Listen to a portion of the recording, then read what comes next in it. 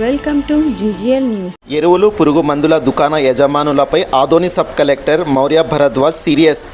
మా ఛానల్ను ఇప్పటి వరకు సబ్స్క్రైబ్ చేయని వారు ఎవరైనా ఉంటే సబ్స్క్రైబ్ చేసుకోండి. తాజా అప్డేట్స్ కొరకు.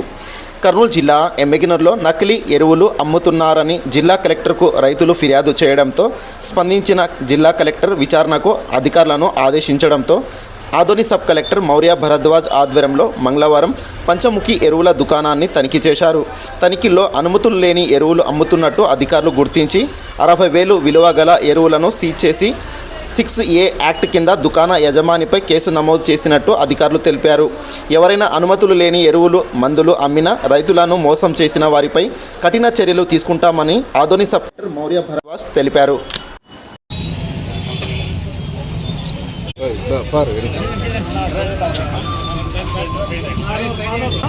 ముఖ్యంగా ఈ పంచముఖి ఫెర్టిలైజర్ షాప్ నందు తనిఖీ చేయడానికి ముఖ్య కారణము ఒక రైతు బయో మందులు నకిలీ మందులు అమ్ముతున్నారని ఫిర్యాదుతో కలెక్టర్ గారికి ఫిర్యాదు చేశారు.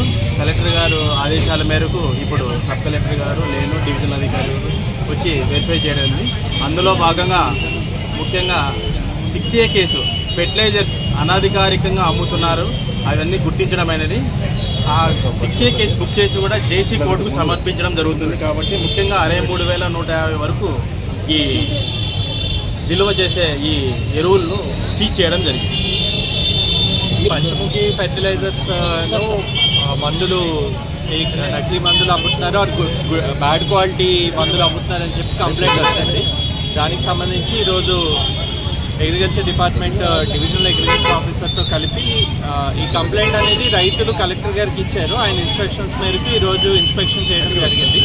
ఫర్దర్ డీటెయిల్స్ మీకు అగ్రికల్చర్ డిపార్ట్మెంట్ సైడ్ నుండి వాళ్ళు ప్రొవైడ్ చేస్తారు.